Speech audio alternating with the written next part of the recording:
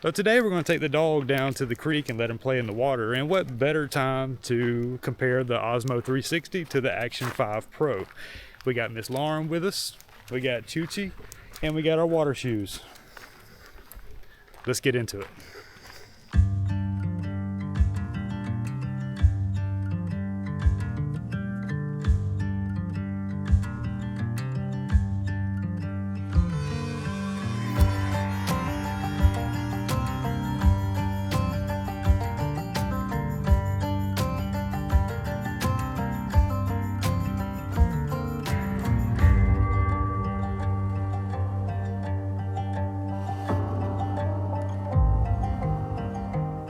All right, so we're recording 4K 30 rock steady in both cameras. We're single lens on the 360. I figured that'd be the best comparison as of right now. We're also recording internal audio. I do have the DJI Mic 3 with me, but for the meantime, we're just going to do internal audio.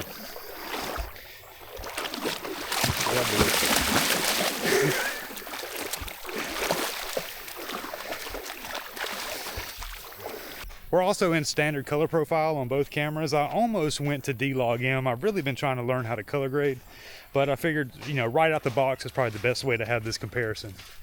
So we're standard color profile. Everything's in automatic. I mean, ISO, shutter speed, all that. We're in full auto both cameras.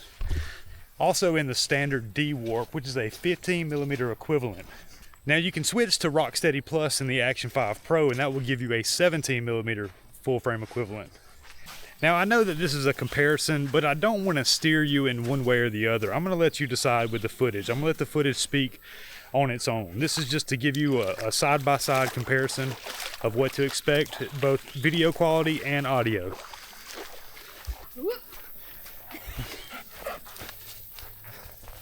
He takes off, Yeah, he don't like those soft spots. He don't like them at all. Well, I was trying to get you a head up because I knew he was going to take off.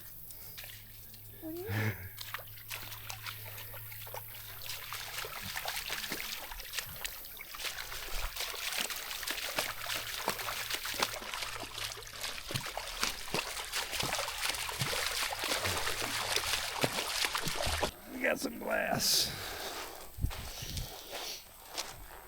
Yeah, as much as we really want to bring both dogs out here, Snoot just isn't quite as leash trained as he is. You know, she was our first one, so we weren't really that aggressive with training her. We never used training collars or corrective punishment or anything like that, and it shows when you get out in places like this. Chooch is a lot more disciplined when it comes to leash. Snoot just wants to pull you everywhere. And it has gotten a lot better since we did the I don't want to say the spike collar, we do a plastic one, but it definitely does help.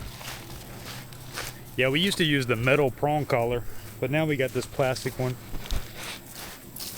Now, one thing I really like about the single lens mode with the Osmo 360 is that you can be looking at the camera, talking to it like this, and if you want to record what's on the other side of you, you can simply switch lenses with the tap of a button, and you don't have to stop recording.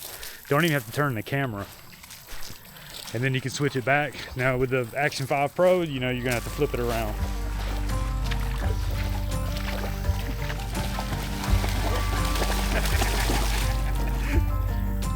Come here.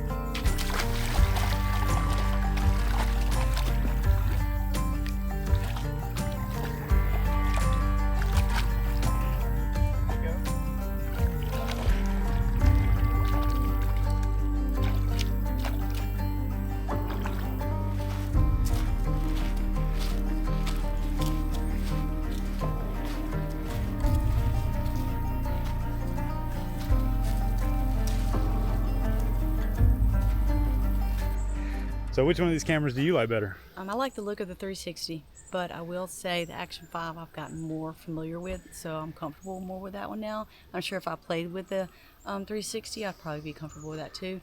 Yeah, I really like the Action 5. Like I've grown to choose it over all the other ones. Especially since there's screens on both sides. I do like that. Yeah. So if I'm recording or if I'm viewing myself, I can see what I'm recording. What's that? Wait, let me check out the surrounding area.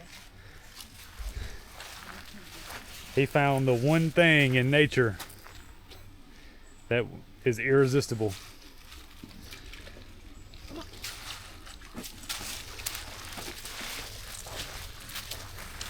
What is it, buddy? I actually got to stop and take a couple photos. It's been so long since I've taken any photos for myself. It just got to where everything was either a thumbnail or for profit, and just sometimes you forget to do what you enjoy. Like taking your dog and your wife to the creek. Dang, that water's cold. So obviously one of the biggest advantages that the Osmo 360 has over the Action 5 is the ability to shoot 360 and then reframe later. But that's not the only advantage. In single lens mode, you also have the ability to record up to 5K 60. Now the Action 5 Pro will record 4K 120. So if you're looking for that super slow frame rate, then the Action 5 probably is where it's at. But if you're looking for higher resolution, then the Osmo 360 has got what you need. So right now we're recording in 5K 30 on the 360 and 4K 30 on the Action 5. Can you tell a difference in resolution? Now I know this video will be exported in 4K, but can you tell a difference between 5K and 4K? And one thing that the Action 5 Pro can do that the 360 cannot is, because of a recent firmware update, you now have the ability to secure your device with a passcode, a 6-digit passcode. They say it's for protecting your gallery, but I noticed that whenever I tried to go into settings, I had to put that code in as well. So if you are Action 5 Pro shooter already and you're looking to see if you want to get the 360, go ahead and update the Action 5 with the most recent firmware. All you have to do is just connect your Action 5 to the Mimo app and it should pop up automatically. It takes about 5 minutes and you'll have a passcode protected Action 5 Pro. It's good to see camera companies starting to come around for more security. I know Canon recently added that feature to the R lineup. Okay. We're taking some pictures.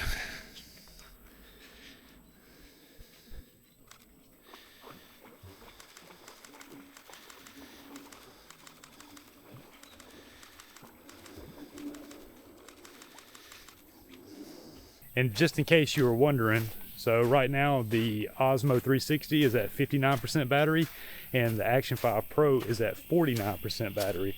We've been out here, how long have you been out here, babe? About an hour?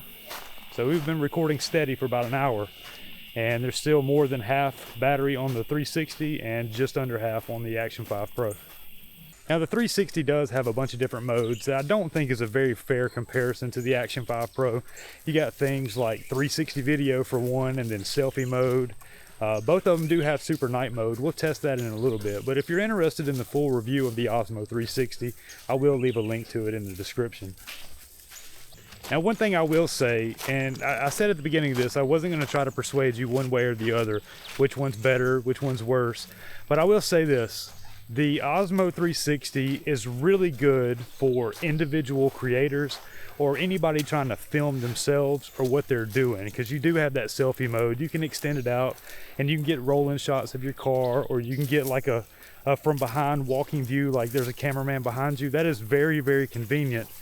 And the Action 5 Pro, it's good for vlogs, which is what I use it for a lot, but it's also good for filming activities and things like that. Now you can do both with the Osmo 360, but I really think that that's best for filming yourself. I did just notice that when you're filming in 5K on single lens mode, you're unable to switch lenses while recording. I know earlier I mentioned that that was one of the benefits, but that's only in 4K or below. If you're filming in 5K, then you're not going to be able to do it.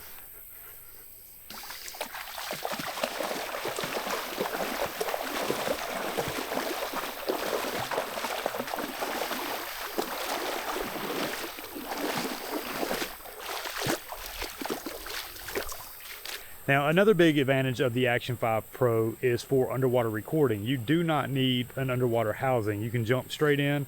There's even a setting for underwater recording where the touchscreen will still work. Now, with the Osmo 360, you will need an underwater housing because of the wide field of view and the shape of the lens and light refraction is going to cause some issues. I am not willing to test that out today. That's just what I've seen on other reviews, but we're not going to get wet in this creek today to test it. Another big advantage of the Action 5 Pro is the ability to use ND filters. Now, I'm not saying that there won't be ND filters for the Osmo 360, but I don't know how they're going to pull that off because of the shape of that lens. I use ND filters all the time, especially when recording indoors. It just helps a lot with the blooming of artificial light, and it helps with the highlights when recording outside. Of course, I'm not using an ND filter now just for this comparison, but 99% of the time I have an ND filter on. Who's that? I'm looking at it.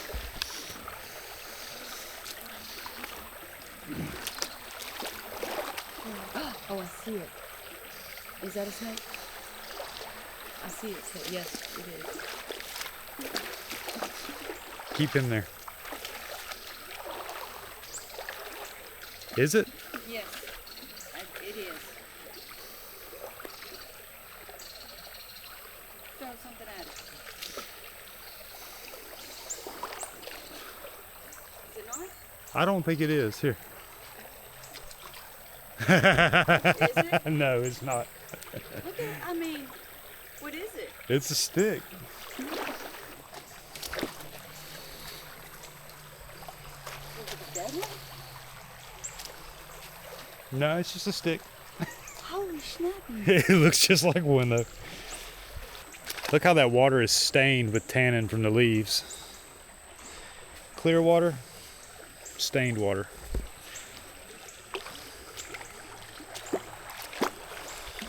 You want me to take him or you got him or what? I'll rather you take them and I record you going up. Okay. Oh. If that's okay with you. Yes, ma'am.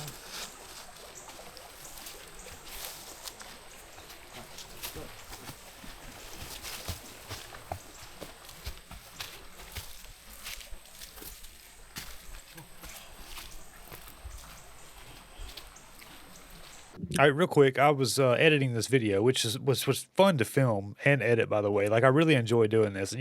Sometimes you forget to just do what you love and film it, and it seems to resonate better on video than trying to force a bunch of information in there. But I'm really happy with it so far. But I completely left out price, and that was kind of on purpose. You know, I didn't want to talk money in front of Lauren. She don't ask, I don't tell. You know what I mean? Like, a lot of y'all get that, but. So the standard combo for the Action 5 Pro is $349, and you can get the Adventure combo additional $100 for $449. You get the two additional batteries, battery charger, and the selfie stick. Now the Osmo 360 is $549, and then the Adventure combo is $699, and you get the two additional batteries, the battery charger, and the selfie stick. Why they're charging so much more for that selfie stick and the batteries, I don't know, but it's a lot. It's twice the camera. Now you get twice the sensors, the dual 5K 1-inch sensors. It is a great camera. If you're filming yourself a lot, it's a good option. It really is. But the Action 5 Pro has served me and this channel well for a very long time. I can hand that camera off to Lauren. She knows how to film with it. It's easy to work. The UI is easy to understand. It's a great camera for a good price. I recommend it to anybody. If you got it in the budget, the 360 is a good one too. Like I said, I don't want to steer anybody in either direction on which one to get, but I just try to showcase what they're capable of. I did notice, though, two things I noticed while editing this video. It is amazing how similar the audio quality is on both cameras. Like when I was listening to just the Osmo by itself, I was like, oh, this is the better one. When I was listening to the Action 5 by itself, I was like, oh, this one's good too. But with them, like, you see the audio clips right here. So that's Action 5 Pro and that's the 360, and they sound just alike. It's crazy how similar they sound, which is good. It's a good thing. I love not having to wear microphones, you know. Also, I noticed that the white balance. Now, these were both in auto white balance. I noticed that the Action 5 was a little bit cooler, and the Osmo 360 was more saturated. It really hit those greens a lot harder than the Action 5 did. I don't know if that's just more resolution or if the color science behind it is different, but it's definitely more saturated on the 360. Anyway, back to the video. All right, well, that's going to do it for the comparison of the Osmo 360 versus the Action 5 Pro. Hopefully I've given you enough information to make an informed decision, and if you found it at all helpful or entertaining, be sure to hit the like button and consider subscribing if you haven't already. This video is not sponsored. I did purchase both these cameras with my own money from Adorama, but there will be affiliate links in the description below. If you choose to purchase through those, they directly support the channel. As always, take care of yourselves. You know you deserve it. I'm Donnie B, and we'll see you on the next one. Peace. Be sure to give a like button for Lauren and Choo Choo putting up with my foolishness.